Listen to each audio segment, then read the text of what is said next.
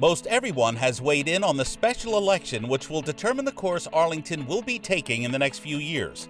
We have complete coverage of the proposed override and the debt exclusion, which may produce a new high school in Arlington.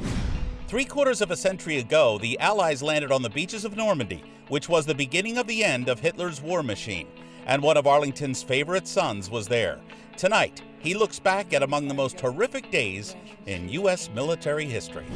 Some Hawaiian tunes are now breezing their way through some 4th grade classrooms. These students are taking to a 4-string instrument.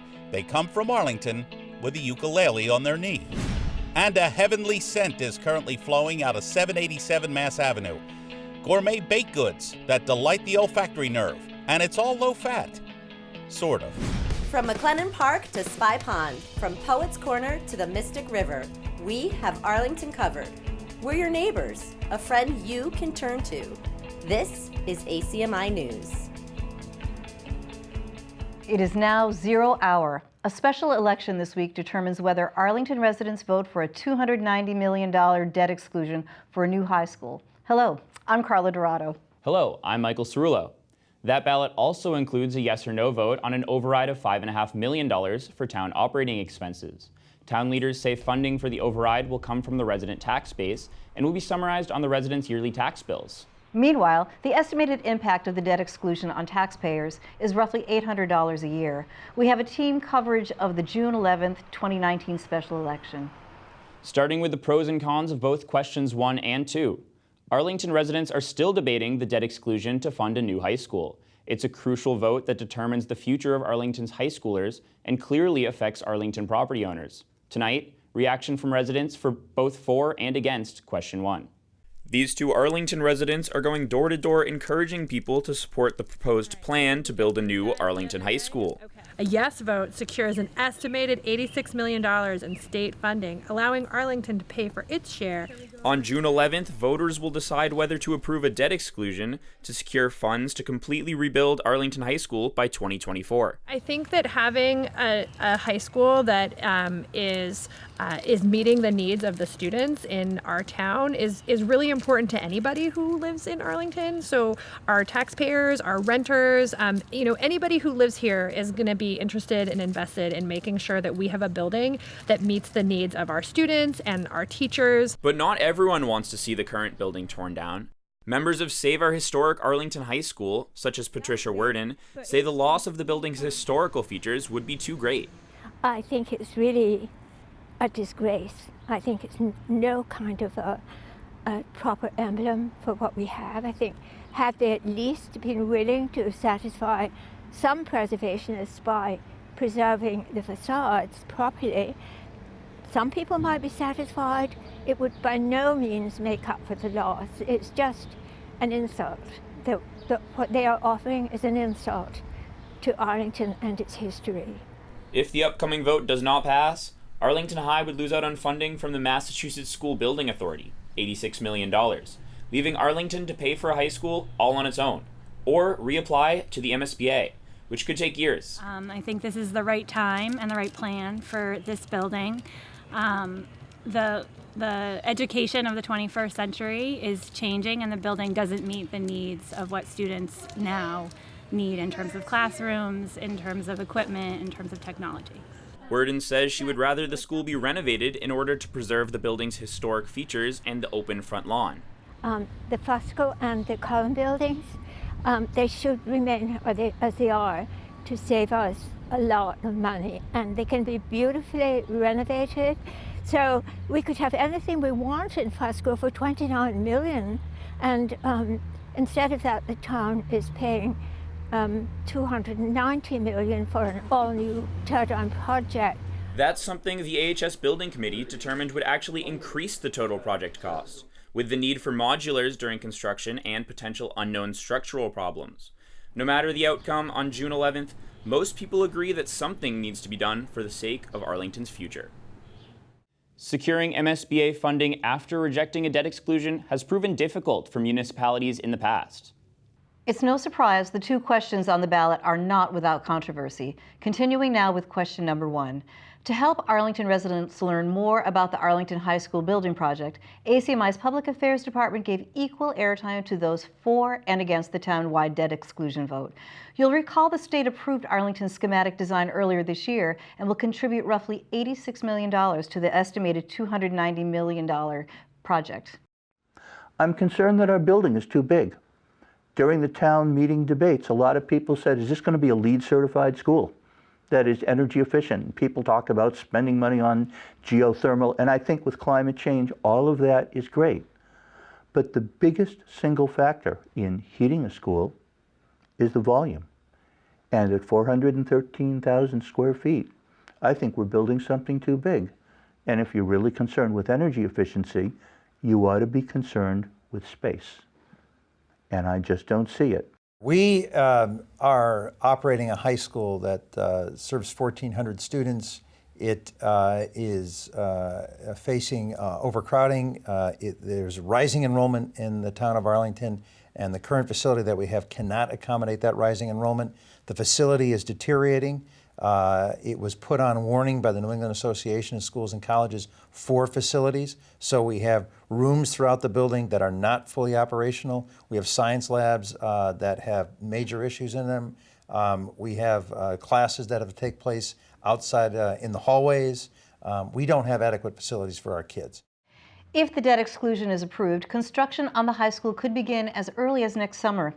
For more information, just click on ahsbuilding.org. Now on to question 2. Residents, of course, will also be voting on Arlington's first operating override in 8 years. The proposal calls for $5.5 million override and is projected to last the town through fiscal year 2024. We're not actually sustaining the services as they are today, and that to me is what's concerning, is how much we're increasing. So what we're doing is that, the basic math is this, is that when you increase the budget, you're increasing your deficit. You know, we can all agree that Arlington's kind of in a financial hole in that regard, in that we have a structural deficit. I guess what we're kind of suggesting is that we should stop digging and we should try to find solutions to try and sustain ourselves a little bit longer during these years with our override stabilization fund. And probably the best use of our money is in trying to increase spending at this time when we really need to get a hold of why are we having such large deficits and what can we do to control those. As a town, as a state, the way we do property taxes and local taxes is very, very challenging. Mm-hmm. Arlington does not have commercial growth that can offset some of these expenses. So the burden falls only on our taxpayers. We're trying to get more state aid. We've got a significant boost in education funding. We're hopeful for more. But otherwise, it falls just down to our local taxpayers. So we have to balance that with our needs. And it's a very difficult process. A lot of voices are involved. And this plan strikes a good balance between our needs and asking for too much. The Massachusetts state law, commonly known as Proposition 2.5, mandates that property tax assessments by municipalities can't exceed 2.5% of the assessed value, nor can a tax rate be raised more than 2.5% annually, which is why the $5.5 million override is on this month's ballot. To learn more about question 2, just go to arlingtonma.gov. And stay with ACMi News for the latest and special election coverage on June 11th. We'll be live starting at 8 o'clock for the latest results on the questions 1 and 2. We'll also have special election analysis and reaction. That's at 8 p.m. June 11th on our public government channels. A Medford man is arrested May 31st, charged with operating under the influence. This after he drove his car right into Spy Pond. Police say 26-year-old Daniel Rossetti was apparently lost when his GPS device directed him to Gould Road. Police say they found traces of the drug Suboxone in Rossetti's right shoe and sock, and that the driver couldn't produce a prescription. Rossetti also charged with negligent operation of a motor vehicle. After reportedly giving police a false name, a passenger was also arrested on a warrant out of Lowell District Court. 50 years ago this month, members of the gay community demonstrated after police raided the Stonewall Inn in Greenwich Village in New York. It was a seminal moment that led to the liberation of the LGBTQ+ community. And Arlington is celebrating the 50th anniversary. Arlington Police and the town's Rainbow Commission painted the crosswalk in front of Town Hall in Pride colors to mark Pride Month. June 1969, police raided the Stonewall Inn in the village, leading to what became known as Stonewall Uprising. when people began to push for LGBTQ+ civil rights. Arlington's Select Board proclaimed the town as a place that does not discriminate against any individuals on any grounds, and celebrates the diversity of its population. The board highlighted Arlington Police Force for understanding the needs of the community. The town of Arlington is committed to doing the work necessary to foster the healing between the police and the diverse LGBTQI+ community. This is evidenced by Arlington Police Chief's community policing policy, activity Chief Police Julian Flaherty's formal role as liaison to the Rainbow Commission, and department assistance in painting the rainbow crosswalk at Town Hall behind me. I am aware of the history our neighbors have had with law enforcement on the national level, and the Arlington Police Department strives every day to build and improve relationships with our neighbors and fellow citizens. We know that this will take time, effort, and actions. For a full slate of Pride Month activities this month, check out rainbowarlington.org. 339 graduating seniors are on their way to the next chapter of their lives. It was graduation day at AHS this week under sunny skies on the turf field. For these grads, it was a time to reflect on the past 4 years. According to administrative leaders, this is the high school's 153rd annual graduation ceremony. Honor Speaker Margaret Horgan said even though these seniors had the chance to see what their new high school could possibly look like in a few years, the old structure brought the students closer together. Other speakers said whatever path lies before these grads, they shouldn't give up on any hurdles that undoubtedly come their way in life. ACMi had you covered for this wonderful event celebrating these students' achievements. Congratulations to Arlington High School class of 2019. The search is on for Arlington's next Poet Laureate. This after Kathy Desjardins announced she's stepping aside. ACMi's Jeff Barn went to visit Kathy at a place that inspires her the most, her garden. And she tells Jeff why poetry is so important in Arlington's very rich and cultural landscape. For 2 years now, Kathy Desjardins has been Arlington's Poet Laureate, a voluntary position which took her to scores of town events as she helped to amplify observations and experiences with Arlington's residents, young and old alike. She says there are plenty of people to succeed her. The point of being Poet Laureate is to build the poetry community, to engage people, and there are a lot of talented people. There's just so much going on with culture in the town that I think that if I did my job right, it's sort of self-propagating in a way, you know, bringing more people back to engagement with the community. I say back to because there's a long tradition of poetry in the community, people who have been here for a long time and plugging away. I didn't sort of invent this here, so the hope is to bring people on board. Since she was a young girl, Kathy says poetry was in her soul, and for the past 2 years she let scores of Arlingtonians discover the same joys she found in this ancient literary art form. Here, yes, tiny spikes of peas burst the damp earth. Prayer flags still lift in the wind, beaten white and thin. Desjardins is now stepping aside to give time to her new book, which is set to be released sometime in the summer.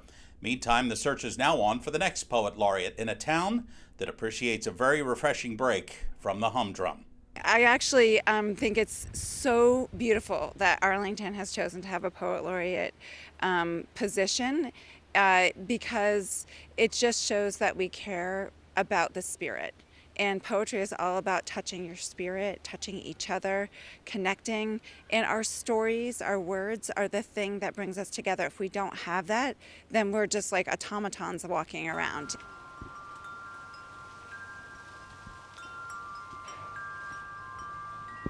Desjardins has a special love for poems about gardens and the simple joys they spring forth. This is a great time of year for gardens because the poppies that you can see out front just popped out this morning. There's something new every day. So it's really a glorious time. And you forget, if you're like me and you plant bulbs and perennials, it's just a wonderful surprise. It's, oh my goodness, look at these yellow irises. Look at these fabulous poppies. The roses will be coming along soon. Desjardins says gardens express themselves much like the way people would love to when they can find their inner voice, with the help of people like Kathy. I think it's really something primal to me that just connects me to the soil. It's just very restorative, and it's just a connection that I need.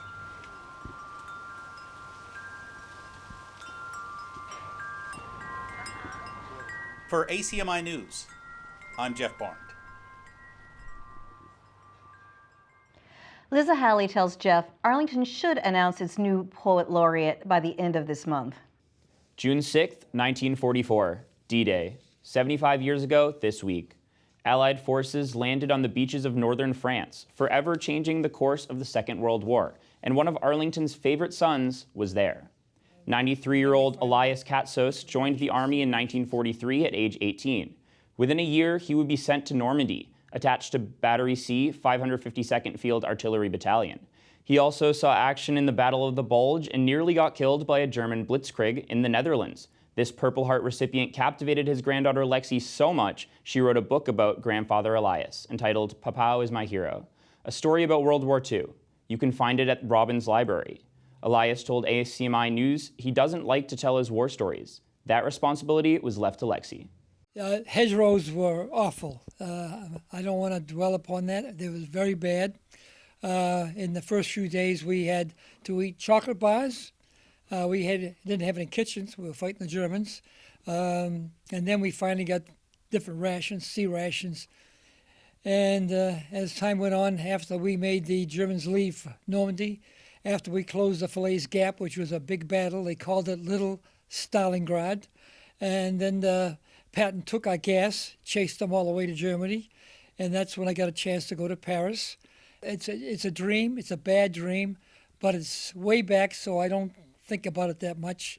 And only the holidays like Patriots Day and so forth, things come to fore, and it's kind of sad in a way, but I'm here. I made it. I love that he just keeps on moving, and also he doesn't stop no matter what's in his way. I'm really happy because everyone's going to get to know about his experience, and also it's going to get to be passed on because if I didn't do this, then no one would know about World War II. So I'm happy that I wrote this book. He also showed us that we should be thankful for every single day that God gives us in our lives. Katsos was honorably discharged in 1945 and was the Grand Marshal in this year's Patriots Parade in Arlington. Elias is the father of ACMi's Steve Katsos, host of The Steve Katsos Show, and we humbly thank him for his service. Now that the cold weather is in the rearview mirror, there are some beautiful projects underway at the water's edge of Spy Pond. We'll show you how Arlington is preserving one of its most attractive resources next. Want to learn some Hawaiian golden oldies like Tiny Bubbles, Aikona, the Hawaiian wedding song? Who needs to travel the 5,000 miles to the Aloha State when you can strum your uke in Arlington? We'll explain when we come back. If you see news happening in your area and you have a smartphone, you can see it, shoot it, send it. Make sure to hold your phone horizontally and send us your video. Or share your video with us on Facebook, Instagram, and Twitter. Just look for ACMi News. Is that a clue? We're almost there. Popcorn? Games? That sounds like live music. Look at all these dogs. And dog videos. By George, I've got it. It's FidoFest. Submit your videos to acmi.tv/FidoFest. And then come to the festival on August 3rd at 7 p.m. See you there! Arlington's Butternut Bakehouse is now open for business at 787 Mass Ave, and you'll definitely want to bring your appetite. We told you about the plans to open this bakery back in March. The owners tell ACMi News this week will be a soft opening, but you should see what they're already baking in the back. Croissants, strawberry bread pudding, a scrumptious hazelnut cobbler, even honest-to-goodness freshly squeezed lemonade. You'll also be able to enjoy gourmet salads and other pastries, cakes, cookies, hot and cold beverages.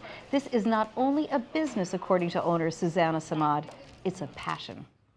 I've always loved sweets. And then also having a mid-career change, I was a banker initially, and that didn't really give me any passion.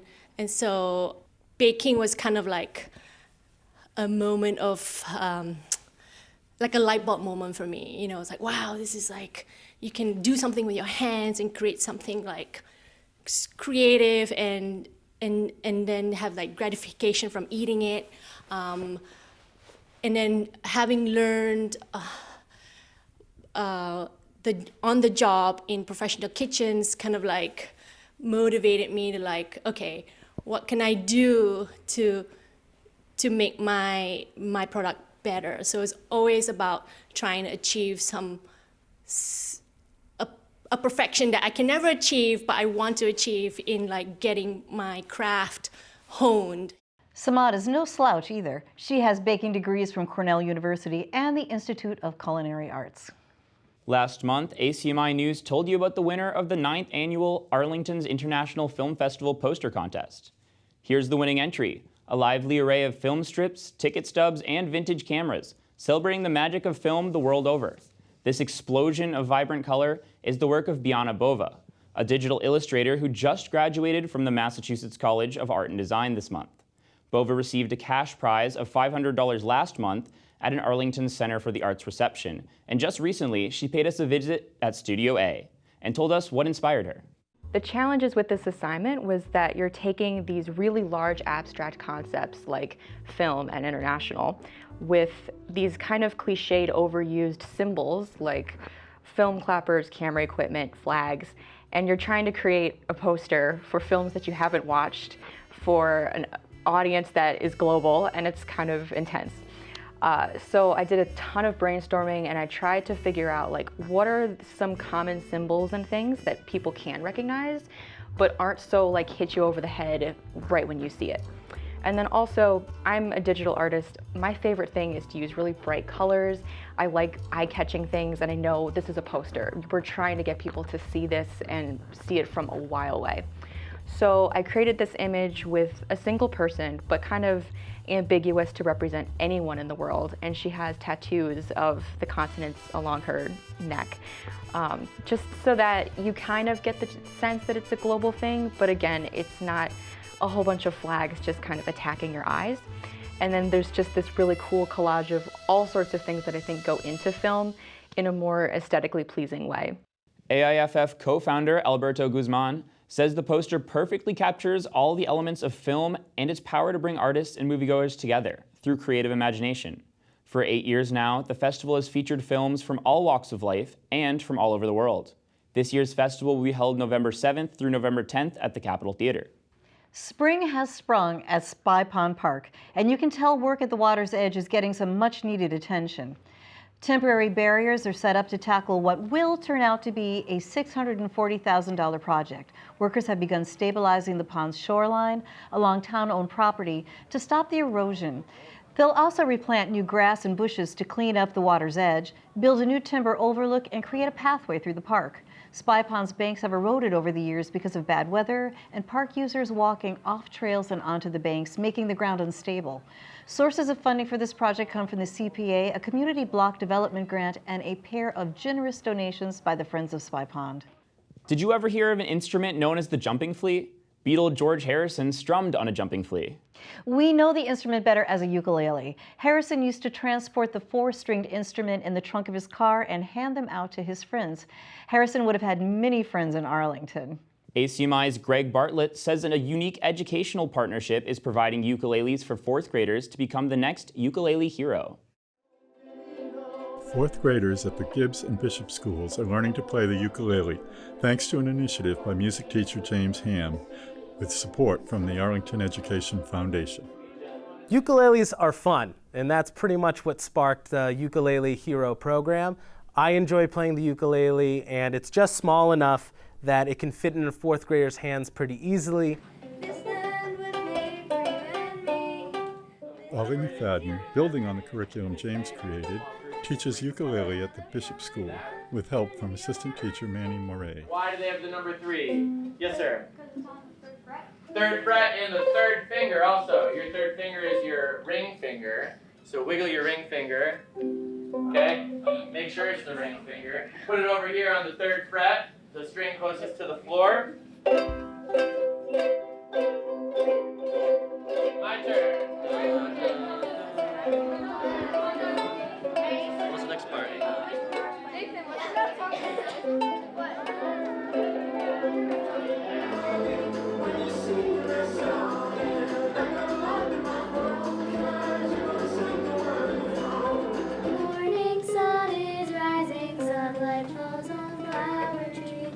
When I hear the music, it makes me happy. Yeah, so we're learning the part after that. So we're going from here. I would like to say that Mr. McFadden is a really nice teacher and he's taught us really well.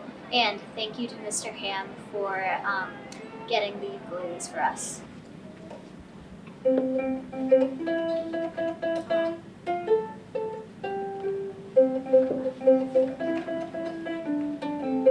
Ukulele Hero is one of many grants that Arlington Education Foundation gives to Arlington schools. To apply for a grant or to make a contribution, go to the AEF website. The AEF Foundation does a really nice job of giving teachers an opportunity to really explain what they need and why they need it, but also making it accessible for teachers with their crazy hectic schedules. This is Greg Bartlett for ACMi News. James Ham wishes very much to add the ukulele to the school's music curriculum. In the last 20 years, the instrument has plucked its way into the pop music scene, and musicologists say it's still gaining momentum. Plus, the ukulele is way easier to carry than a drum set. A sad departure to tell you about in the world of Arlington sports. Here's Alex Van Thong with this week's ACMi Sports Update from Studio B.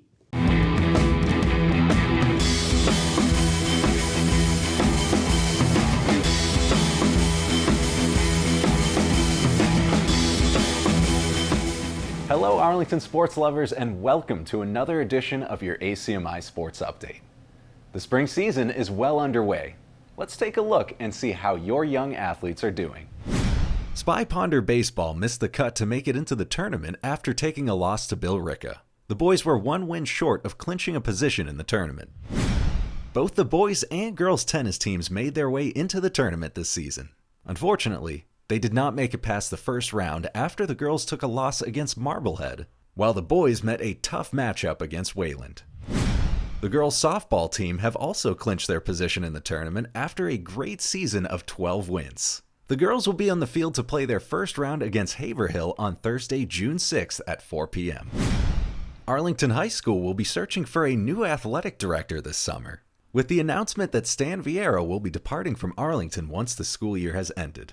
Vieira was given an opportunity that was hard to refuse, returning to his alma mater, Somerville High School, as the new athletic director. It's been an amazing year from a success standpoint.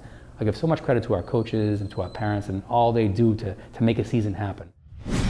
Here at ACMi, we want to thank Stan for all of the hard work he contributed to the Spy Ponders and the Arlington community. From ACMi Sports at Studio B, I'm Alex Van Thong. Back to you at Studio A. That'll do it for us here in Studio A. I'm Carla Dorado. And I'm Michael Cerullo. Thanks so much for joining us. We'll see you next week. You can always check out our latest segments and newscasts on the web at acmi.tv/news. And don't forget to like us on Facebook and follow us on Twitter and Instagram at ACMi News. Make sure to subscribe to our YouTube channel as well. You'll find us at youtube.com/ACMi News. If you have any news tips for us or wish to become a citizen journalist, we'd love to hear from you. Email us at news@acmi.tv or stop by ACMi Studio A at 85 Park Avenue.